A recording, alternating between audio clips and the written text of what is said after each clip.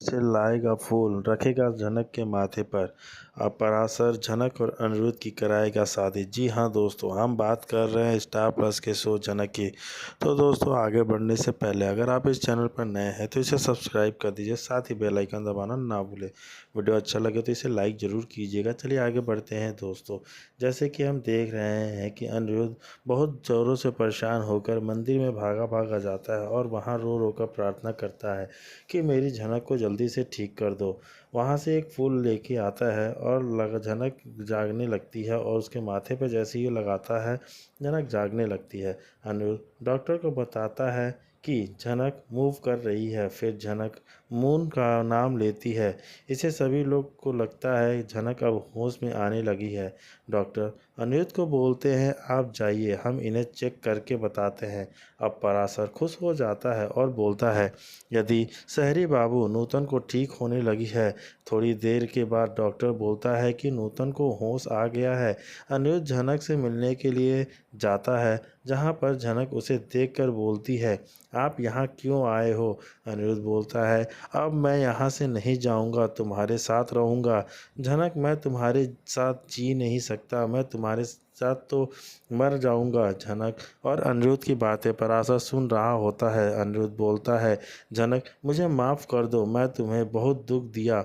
जी हाँ दोस्तों, अनिरुद्ध बोलता है कि जनक से मुझे माफ़ कर दो, मैंने तुम्हें बहुत दुख दिया है। जब मुझे और वो जनक बोलती है, अभी मैं किसी और की पत्नी हूँ, इसलिए आप मुझे इस तरह नहीं बात कर सकते। अनिरुद्ध बोलता है, तुम पराशर के बारे में सोच रही हो ना, मैं पराशर से तुम्हें मांग लूँगा, उसके सामने भीख मांगूंगा, माफ़ी मांगूंगा। जनक बोलती है, सर जी प्लीज़ आप ऐसी बातें मत कीजिए। अनिरुद्ध बोलता है, तुम पराशर से प्यार करती हो मुझसे भी ज़्यादा। इस पर जनक का कोई जवाब नहीं होता। अनिरुद्ध बोलता है, जनक मैं तुम्हें अपने साथ ले जाऊंगा। जनक बोलती है, आप ऐसा नहीं कर सकते, मेरी शादी हो चुकी है। अनिरुद्ध बोलता है, पर मैं तुमसे बहुत प्यार कर सकता हूँ, तुम्हारे बिना नहीं रह सकता। जनक बोलती है, मेरी तबीयत ठीक हो जाने दीजिए, इसके बाद मैं आपको बता दूंगी मैं आपके साथ जाना चाहती हूँ कि नहीं। तभी पराशर वहाँ जाता है, बोलता है कि नूतन और हमारी शादी नहीं हुई थी और नूतन मेरी पत्नी नहीं है। यह बात सुनकर अनिरुद्ध शौक हो जाता है, पर आसार सारी सच्चाई बता देती है। नूतन को बचाने के लिए हमने अपने गांव वालों से झूठ बोला, क्योंकि इसके पास एक बच्चा था और गांव वाले इस तरह हमारे गांव में नहीं रहने देते, इसलिए मुझे इसे अपनी पत्नी स्वीकार नहीं करना पड़ा मेरी शादी से कभी नहीं हुई है। मुझे मालूम है कि नूतन तुमसे बहुत प्यार करती है, यह किसी से शादी नहीं कर सकती। झनक बोलती है, पराशर बस कीजिए। पराशर बोलता है, हम चाहते हैं कि तुम दोनों खुश रहो, एक साथ रहो। पराशर बोलता है, हम चाहते हैं कि तुम दोनों शादी कर लो और इससे शादी करके उसे शहर ले जाना। पराशर बोलता है, यह शहरी बाबू तुमसे बहुत प्यार करता है। अनिरुद्ध शादी करने के लिए मान जाता है। जनक बोलती है, मैं अभी कुछ बोलने की हालत में नहीं हूँ, जो आप लोगों की बात मैं मान लूँ। अनिरुद्ध बोलता है, मैं जनक को अपने साथ ले जाना चाहता हूँ, इसलिए मैं कोलकाता जाकर झनक के लिए सारे अरेंजमेंट करूंगा। जी हाँ दोस्तों, और वहाँ इसे आराम से रहने के लिए सारी व्यवस्थाएं करूंगा, जिससे झनक को कोई तकलीफ़ ना हो और वो आराम से वहाँ रह सके। जी हाँ दोस्तों, झनक के लिए अनिरुद्ध किसने दिया है, मैं उससे छोड़ूंगा नहीं। पराशर बोलता है, तुम हमें पुलिस का धमकी दे रहे हो, हम पुलिस से नहीं डरते, और जहर किसने दी है उसे समझ लूँगा। नूतन के शुभचिंतक बन के आए हो तो दूर से देखो और जाओ। तभी डॉक्टर आ जाते हैं और बोलते हैं, सर मैं आपको मिलवाता हूँ। डॉक्टर अनिरुद्ध को झनक के पास ले जाता है। झनक को देखकर अनिरुद्ध खुद से बोलता है, झनक अब मैं तुमसे दूर नहीं जाऊंगा, तुम्हें अकेले नहीं छोड़ूंगा। झनक बेहोश होती है। अनिरुद्ध झनक से बात करता है और बोलता है, झनक उठ जाओ, तुम सारे सर जी आए हैं, तुमसे मिलने के लिए आए हैं। अनिरुद्ध झनक का हाथ चूम लेता है। डॉक्टर बोलता है, आपके बात करने से इनका हार्ट बीट बढ़ रहा है, प्लीज़ आप यहाँ से जाइए। अनिरुद्ध हॉस्पिटल से बाहर आ जाता है तो पराशर बोलता है, तुम इतना प्रेम करते हो नूतन से तो तुम इसको छोड़ के क्यों गए? अनिरुद्ध बोलता है, मैं झनक को कुछ नहीं दूंगा। पराशर बोलता है, अगर तुम उसे बचा लिए तो तुम जो मांगोगे वो दूंगा। अनिरुद्ध बोलता है, तुम वादा करो, जो मैं मांगूंगा वो दोगे ना। अनिरुद्ध बोलता है, मैं झनक को यहाँ से ले जाना चाहता हूँ। पराशर बोलता है, तुम तो हमसे हमारी जान मांग रहे हो। चलो यह भी हम दे देंगे अगर नूतन ठीक हो जाती है। अब अनिरुद्ध भगवान से सामने पूजा करने जाता लगता है। तभी जिसकी आवाज़ सुनकर सभी लोग वहाँ पे इकट्ठा हो जाते हैं और पराशर और उसके आदमी भी देखने लगते हैं। पराशर बोलता है, लगता है यह शहरी बाबू नूतन से बहुत प्यार करता है, इसलिए यह पूजा कर रहा है।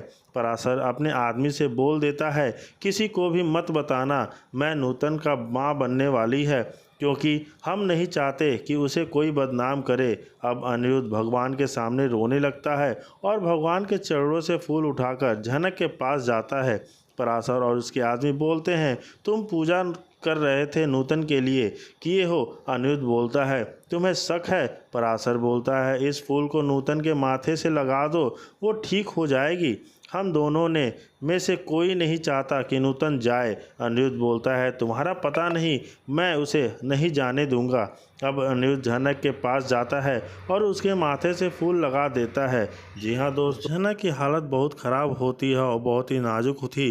तब वो घुटनों पर बैठने ही वाला होता है कि तभी पराशर सामने आ जाता है। पराशर ने अनिरुद्ध को पहचान लिया था। उसके चेहरे पर गुस्सा और निराशा साफ दिख रही थी। भाई साहब, इतने दिन कहाँ थे जब झनक आपके लिए तड़प रही थी। पराशर की आवाज़ में तीखापन था, जैसे वह अनिरुद्ध को हर उस पल का हिसाब देना चाहता है जो झनक को अकेले बिताए थे। जब आप सबके सामने उसे अपनाने कर रहे थे, तब उसका बच्चा आपके सीने में लिपटने को तरस रहा था। अब क्या हो गया, अब क्यों आए हैं? पराशर ने जानबूझकर उसका बच्चा कहा था ताकि अनिरुद्ध को पता चले कि झनक अकेली नहीं है बल्कि एक माँ भी है।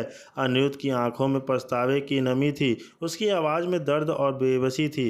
मैं जानता हूँ मैंने गलती की है, मैंने बहुत बड़ी गलती की, पर अब मैं उसे और अपने बच्चे को एक नई ज़िंदगी देना चाहता हूँ। मैं उन्हें कोलकाता ले जाना चाहता हूँ जहाँ मैं उनकी अच्छी देखभाल कर सकूँ।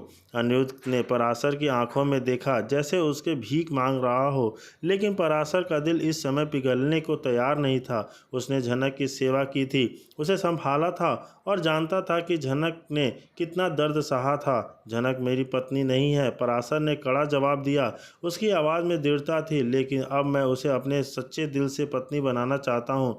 मैंने उसे सिर्फ सहारा नहीं दिया, इज्जत दी है। मैंने उसका हमसफ़र बनना चाहता हूँ। अब मैं उसका साथ नहीं छोड़ूंगा। अस्पताल में तनाव बढ़ जाता है। अनिरुद्ध और पराशर के बीच एक तीखी बहस छिड़ जाती है। एक पक्ष में चच्चा वर्तमान खड़ा था जिससे झनक को सहारा दिया था, और दूसरी तरफ पछताता हुआ अतीत जिसने अपनी गलतियों का एहसास किया था। डॉक्टर और नर्स चुपचाप उन्हें देख रहे थे, लेकिन किसी में इतनी हिम्मत नहीं थी कि उनके बीच हस्तक्षेप करे। झनक की तबीयत लगातार बिगड़ रही थी। मॉनिटर अब उसकी धड़कनें तेजी से घट रही थी। डॉक्टर चिंतित होकर एक दूसरे से बात कर रहे थे। उसे जहर दिया गया है, लेकिन हम उनकी जान बचाने की पूरी कोशिश कर रहे हैं।